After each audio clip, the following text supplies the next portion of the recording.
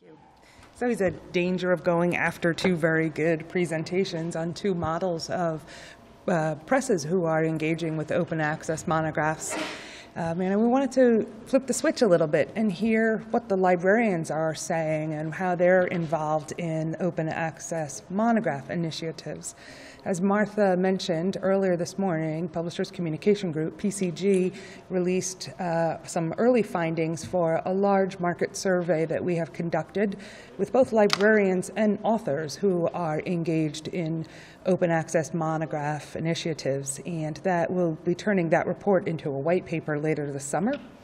And for today, I'm just going to focus on some of the findings from that report from the librarian perspective. So we're just going to focus on what the librarians reported back to us. We engaged with several hundred librarians around the world. And most of the respondents were from the US, from the UK, and from Western Europe. But it is a good snapshot of the open access monograph conversation globally.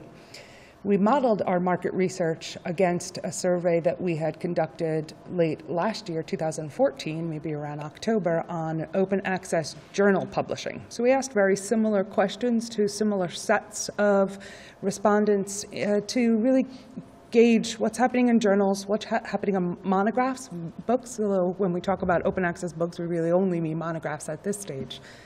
And it's pretty interesting to find that the universes are very close, and I'll be highlighting just some of the differences where journals and books, monographs differ in open access in terms of what the librarians are reporting. So right off the bat, we wanted to get a handle on how many libraries are listing open access monographs in their catalogs. And as you can see, it's a pretty large scale. 57% of all of the libraries that we spoke with globally agreed that they were listing open access in their books. And I think it was Roz who mentioned that these are, different. How do you list something that you haven't purchased? And so there is some story to be told behind here of how libraries are including open access monographs in their campus catalogs. What's interesting here is about 30, can everybody hear me? Sorry. There's about 36% of the respondents said that they weren't yet listing open access monographs, whereas a much smaller population on the journals study, about 20% of the journal respondents said that they were not listing journals. So it's a larger group of monographs have a little bit of catching up to do in that area. So for the folks who are listing open access monographs in their collection, we asked, what's the size of that collection? And following on some of the models that we've talked about, it wasn't a great surprise to us that the majority, the largest group, have a very small collection. You can see in that first tall bar graph there, 42% of the respondents, close to half, said that while they are listing open access monographs in their collection, that's representing 1% or less of their full collection. So some respondents said it was 0.1% of their full library holdings that they were listing as open access monographs in their collection. So a very small clutch of books at this point. And I don't think that that is much of a surprise based on some of the numbers that we've been talking about. If you sum up the first three bars, close to 70–80% of all respondents who say, yeah, we are listing open access monographs, still representing less than 10% of all of their collection. So again, small numbers at this stage. I meant to ask, are there any librarians or library staff in the room? No, quite a number, actually. Do these numbers surprise anybody? Nope, seeing a lot of no's. Okay. So one of the key foci of our research was to understand how librarians were hearing about open access monographs. And later, I'll get to a slide that talks about how they are disseminating that information. But right here, we asked, the question was, how do you learn about open access monographs? It's interesting that the way most of us learn about anything in life, from my colleagues. I heard about a great TV show, my friend told me. So I think it's pretty interesting that that model fits here in the professional world as well. For me, I come from a book publishing background. I worked at university presses for about 20 years. And one of the interesting things that I thought was missing from this list, missing from librarians saying how they find out about new books, was through third-party suppliers, through approval plans. To me, that was one of the, I would have thought, one of the most common ways that librarians find out about new books. And that didn't even make our list unless it's falling into the other category. So there's an interesting model to think about. Traditionally, monographs, print books, even digital monographs show up in library catalogs, library shelves via these third-party suppliers. And in an open access monograph universe, they're not even in the conversation today. So then we shifted gears a little bit and we wanted to ask about funding. And it was really interesting to hear Mary talk about California's program of working with libraries to participate as members of an organization. And we asked how librarians understood funding for open access monographs to be happening. If you look at that large slice of 38% of the respondents said that they weren't sure, since we're only speaking to librarians, I think we can be pretty sure that that clutch of people, that their library are not the funders for open access. If you work in a library, you'd probably know if you were spending money on open access monographs.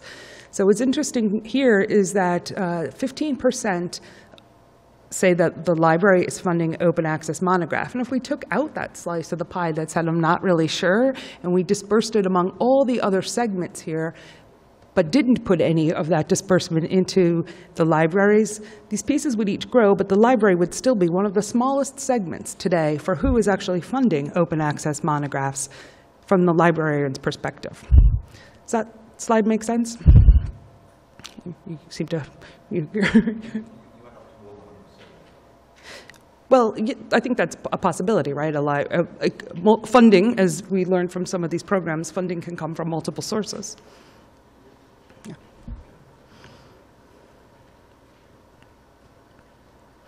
So then for that small pocket of libraries who say that they are funding open access monograph initiatives, we asked them where that money within their own budgets was coming from. And I think one of the happiest notes is that section in the green there where the library is saying, actually, we're getting new money to fund open access monographs. We're not being required to take it out of our existing budgets. Yeah, I think that that's a real healthy sign that academic institutes are recognizing that libraries should be in control of some of these funds. And so they're proportioning new money to the libraries to partner up with publishers and authors in these cases. I think that that is a very healthy sign.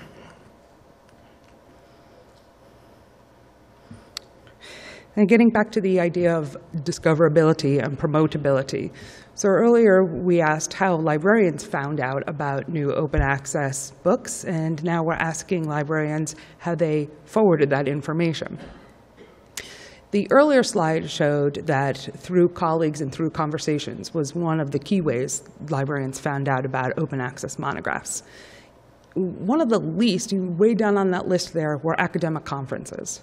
Yet here, when librarians are telling their campus about open access monographs, conferences are one of the highest ways that they use. So it's really, that to me was pretty interesting that they don't use it, librarians aren't using that information to learn about the new options, new content, but they are using that format to promote out. That now this third-party agent does show up. So libraries are depending on third parties to also help communicate about new acquisitions or new listings in the catalog for OA monographs. And then the last piece that's really important to us, and we've touched on it in a lot of different ways, were how does the librarian see themselves, librarians see themselves in this cycle? Do they see libraries as being an active participant in open access monographs, either through funding or through communication, through education? We got a wide range of responses. almost all of them said that there should be an active role for libraries in this process. And this is one of the few questions where we saw a direct correlation between the size of the institute and the response. All of the answers that fell into the "we don't have time, this isn't a major concern for us," anytime we saw those responses, when we dug a little deeper, they were from very small institutes. No large institute was saying, "we don't have time," or "we don't have an interest in this." Almost to a T, the larger institutes were all saying we should have a very large role. This is one of the rare cases where the size of the institute had an impact on the librarian view. So what are the general takeaways from our library survey? Well, we found out that there are a lot of opportunities. There's small holdings right now, but an eagerness to grow those holdings, an openness to working with open access monographs.